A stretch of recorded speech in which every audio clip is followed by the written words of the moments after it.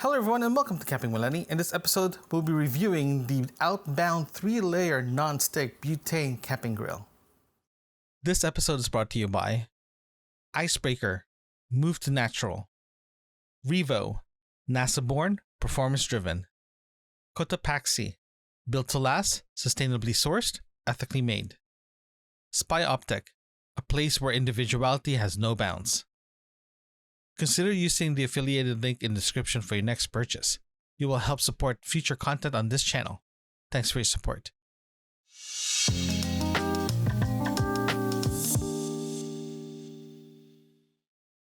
So I've been looking for a camping grill that I can use that doesn't use a propane. So lo and behold, Canadian Tire has an Outbound butane camping grill. The reason why I've been looking for a grill is because I'm kind of don't want to start cooking. In other words, I've been cooking my food on a fire for the past how many years now while I'm camping. I've never been using a grill before, but I decided last year that, you know what, I think it's time for me to look for something that I can actually grill my food outside the fire, because I just want to keep the fire for campfires and just like roasting the hot dogs and marshmallows and all that stuff instead of just cooking my meal in there. Don't get me wrong, I love cooking my food right on the fire, but push come to shove, I'm actually spending more money on wood rather than in other words, I've been spending more wood on just keeping the fire up and running and lowering it down and bringing it back up again. And if you look at a practical sense, especially the winter camping or cold weather camping, it becomes a little bit too much because you're constantly tendering the fire while eating, try to keep it low in proper temperature while cooking your meals itself. So, and it's not very feasible that you're trying to start a fire in the morning, lunch, and dinner. Breakfast, lunch, and dinner to cook your meals. So I decided this year that I should find something that I can actually grill my food, but it gives you the same feel for it. Hence, I found this beautiful grill that it worked really well, but there are some things that I want to make it better for next time. But overall, I'm very, very happy with this. So I decided to do a review and let you guys know the pros and cons and how it actually looks and how it operates. Remember, I've been using this grill for the past couple of trips now, and it has wear and tear now. It's been used, so there's a lot of stains already. So that's the good thing about reviewing a product that you used. You know it's gonna work, you know what's wrong with it and all that stuff. So I decided to make this review and share you guys my thoughts about this. So let's head to the countertop and I'll show you guys the grill. This is the Outbound 3-layer non-stick butane camping grill. Before we go through all the finer points of this grill, we're gonna I'm gonna give you some spec first, so you guys at least know what this physical looks like and what kind of gas it takes and the total BTUs output from this one. So, this is what the whole thing looks like. You get your grill, you get your starter here, and you get your intensity for your flame. This is your grill part. We'll go through all the parts here, but this is what it looks like overall. Here, you actually see the butane canister receptacle be located at. So a little dimension here. The height, it is 11.70 centimeters, 70 centimeters. It is 29.10 centimeters, and this is 42.10 centimeters. So at least it gives you an idea the dimensions on this one. Like I mentioned, the canister goes here. The canister actually takes an 8-ounce butane canister. Since I've been using this for the past couple of camping trips, I only used one canister so far, so it's pretty efficient. So I'm very happy with that. Maximum output of this unit, it is 7,500 BTU total output of heat. So you can really cook a lot of hot stuff on this one without any issues. So all the technical babble is over. So let's go through the unit itself. I'll give you a little bit of tour. So again, this is the grill itself.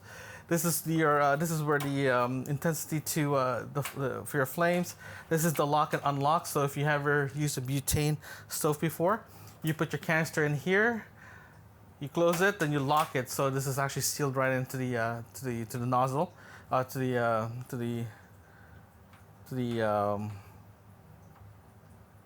your adjustable the amount of gas going through the flame.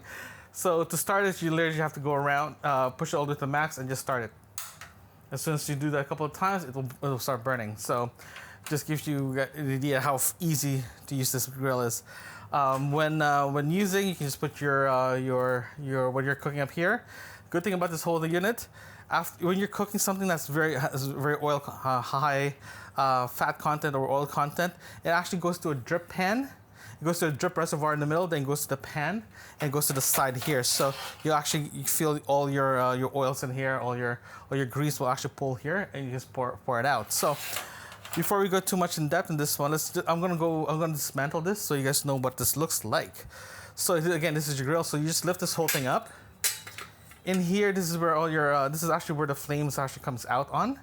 And it just heats up this whole area. So just keep that in mind. So if you're planning to grill this, do not lift this after you cook it, after you use it, because it gets incredibly hot. So just keep that in mind. At the underneath of this grill, you have your first pan.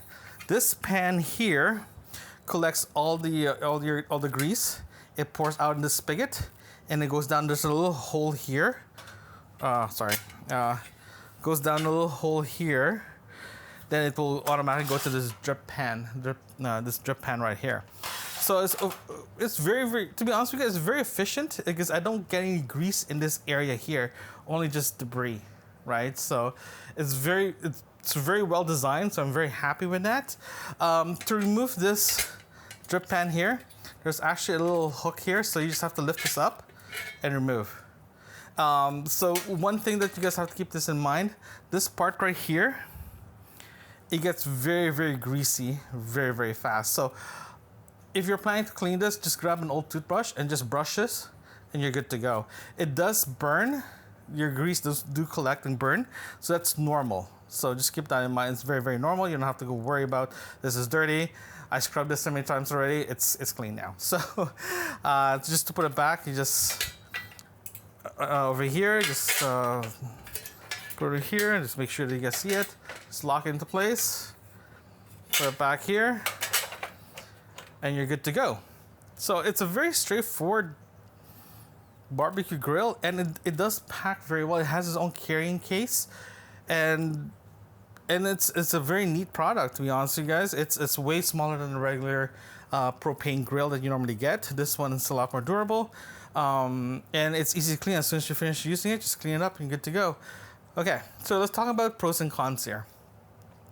Let's start with cons, then we'll go to the pro side. Cons,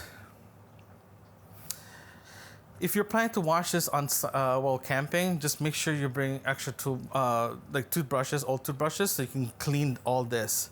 Because I was not aware of it. I tried to clean this. This is like a couple days of cleaning, and I'm still getting little stains here. If you are planning to get one of these, get yourself a toothbrush and clean it after it cools down, and let it dry. It does dry pretty fast. The other one as well too. When you do have grease here, because this thing can actually come out. If you're planning to use this, grab yourself like a foil. Just put a foil on top of here, so when it does collect the all the drop rings, at least you can just take the whole foil out and toss it out and just do a quick rinse, so you don't have to worry about this thing getting greasy and sticky while using. The other ones as well too, the adjustment knob. It's kind of weird though, because the first time I use it, when I actually start the unit, as soon as I go halfway mid, it actually dies. The flame dies itself. But here's the thing though, I keep using it over and over again, and I don't know what happened, but I can actually bring the temperature of the grill actually lower, and without it going like the flame doesn't go out. So it takes a while. It took me a while to figure that out. So I was wondering why I was grilling. By the time I go halfway, just lower down the heat, it just dies. So, but the next couple camping trips, this is actually fine after. So I don't know if it's it just needs to be worked on or whatever, but it's working after that. Size-wise, I fitted 4 hamburger patties and possibly 2 buns, 2 sets of buns. To fit here, and it was fine. I had no issues regarding space-wise. I did put 2 steaks here and asparagus before, like 2 big steaks about this big. It's fine. It does fit all that. Corn, of course, is gonna fit because I used to cook corns before and it's worked fine. The only thing that you have to be aware of, this is the biggest con in my opinion for grill. It does have hot spots and warm and cool spots. In this section right here, it's typically not as hot compared to here. It's I don't know if it's a design of the unit itself or just how the flame's been distributed. But yeah, typically in this grill, this side is a little cooler than this side. So if I'm cooking something that I need to go medium to low heat, but I can't, I'm already in the verge of like the flame dying, I put my meats here. Or if I need something to be cooked really fast, I do it here and work my way this way.